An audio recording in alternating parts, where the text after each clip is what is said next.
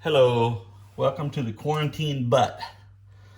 Without a lot to do during this time, I take great pleasure in cooking butts on my Rec Tec.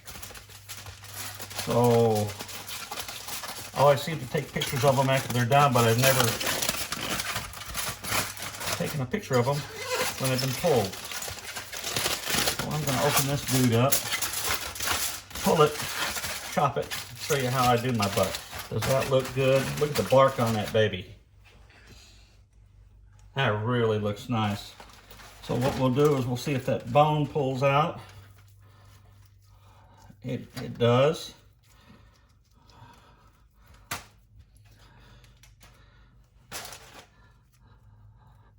Bone is pretty clean. Oh yeah. Pretty clean bone. So I personally, I don't like a lot of fat in my barbecue butt. So what I'll do is I'll go through this. If I see any fat, I take a lot of the fat and stuff off. There's actually a piece of gristle. What better way to spend your quarantine time than to pull a butt? So what I'm doing right now, basically going through this, like I said, and pulling the fat off. And getting the bark pieces off. I love the bark that's on this. Matter of fact, I try to make sure that I get a little extra bark. I actually separated the money muscle here. There's the money muscle. I've actually got it separated out a little bit. What I'll do is I'll pull all this first, put it in this pan that's right here. Once I get done with that, I might try a piece every now and then. Oh, that's good. Looks very good. What a taste. And you can see the butt.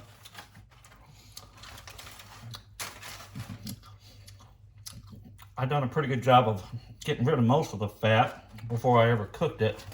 Not all of it, because fat, we know, is what gives us good taste. There's some beautiful meat in there. Looks really good.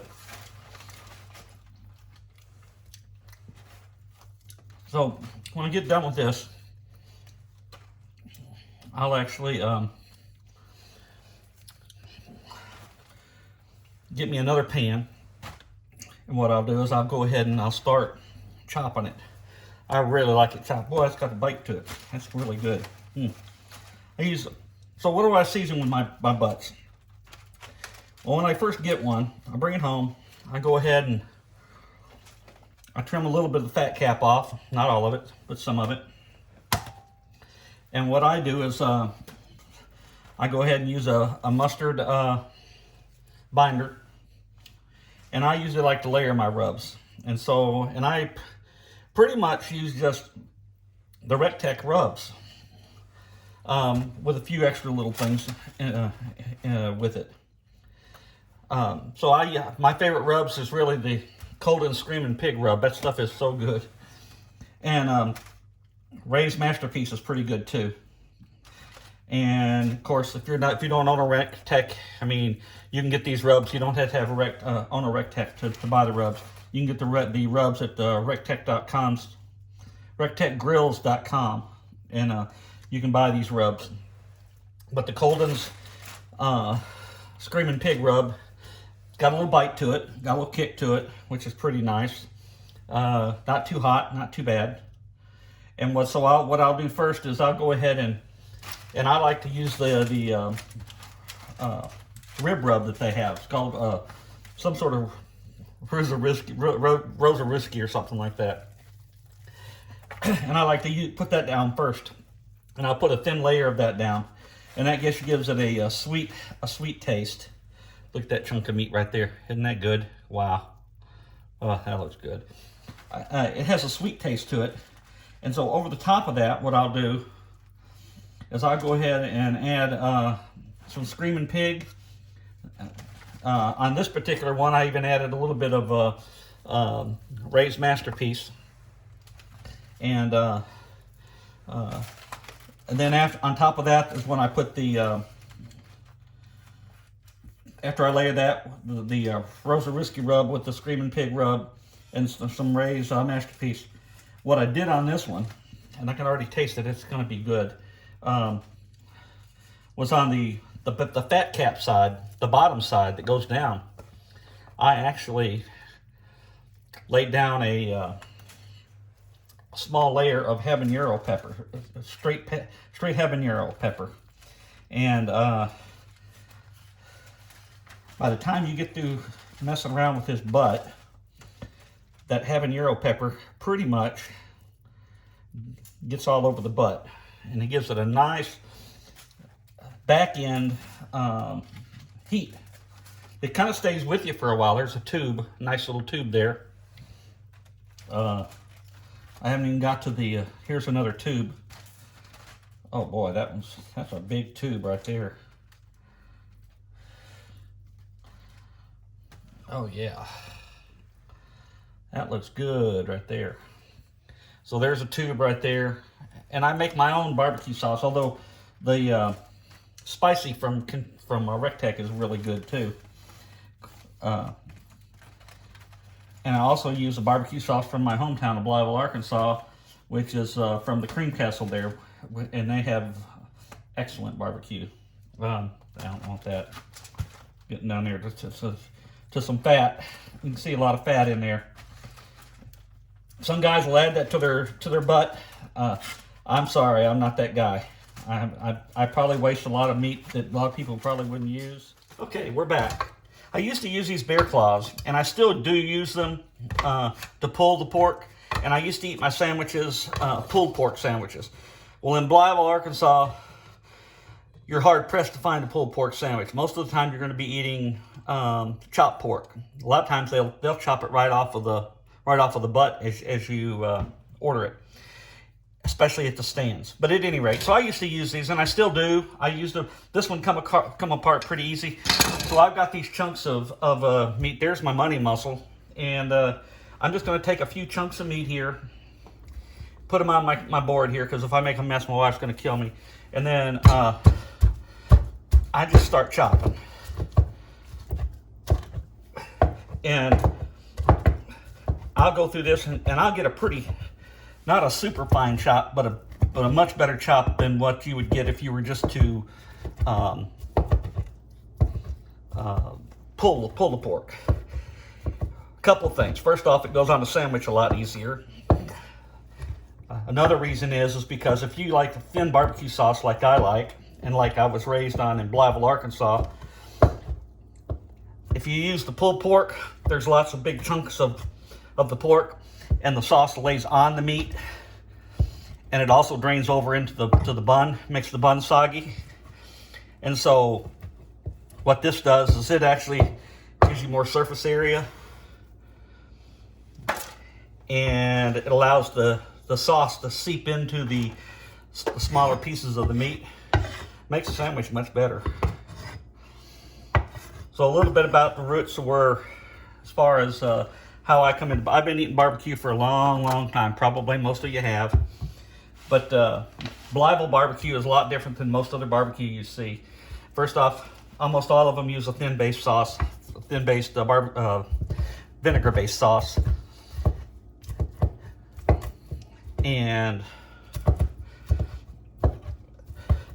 usually it's pretty spicy, kind of hot. And so a lot of them will go ahead and use dry slaw on there, or a semi-dry slaw, kind of wet sometimes. And the better ones, well, I'm not going to say better ones because one of my favorite ones, the one that we used to like the best was a place called Penn's Barbecue, and he actually toasted his buns.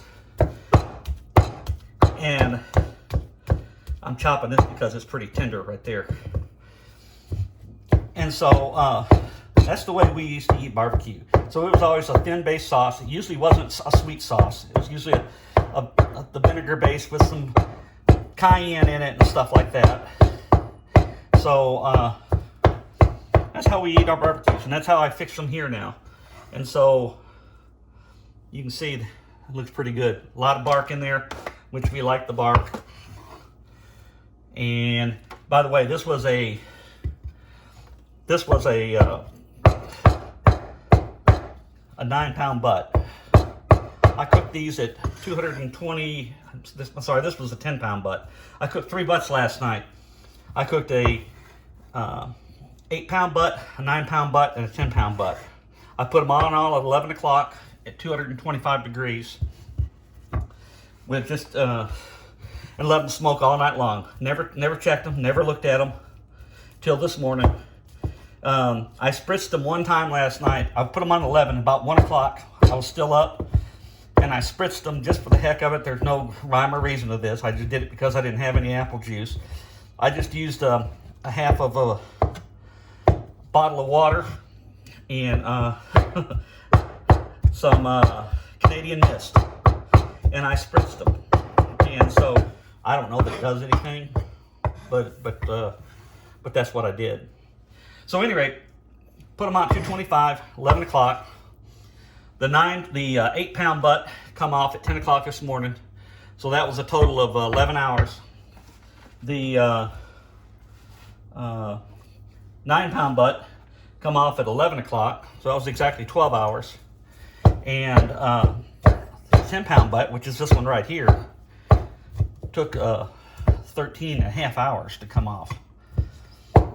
And that's actually, I was running a little short on time, and I actually cranked it up to 275 to get it done.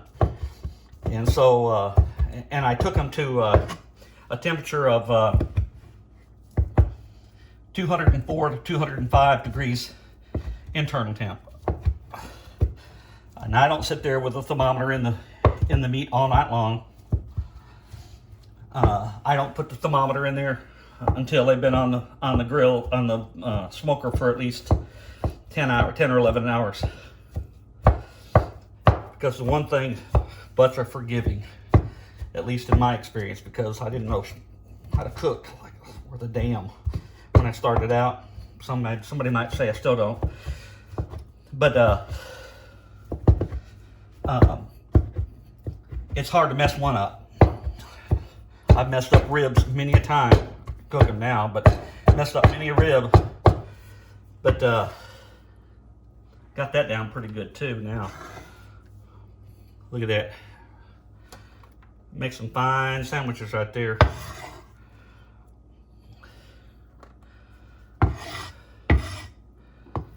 And so, I'm pretty much done. I'm gonna go ahead and piece of fat. Okay. There's the finished product. It fills up the pan pretty well. So what we'll do now is I'll put this in some freezer containers that are made especially for the freezer, and put it to where I can get about 3 or 4 sandwiches out of each one.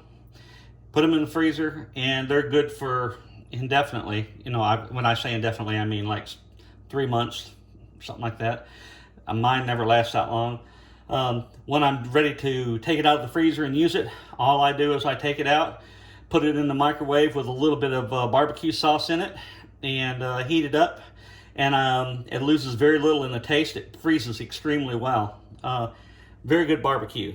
So one thing I forgot to mention earlier is when I cook my butts, once I put them on the smoker, they're not wrapped. The only time I wrap them is when I take them off of the smoker and I'm gonna let them rest. I like to let my butts rest for 3 to 4 hours. And so I'll double wrap them in aluminum foil, put them inside of a ice chest with a towel wrapped around them, and let them sit for about, like I said, 2 to 4 hours, preferably 4 hours. And that's what you saw when I opened it up today. So I hope you've enjoyed the video. Thanks a lot. Keep your social distance and stay safe.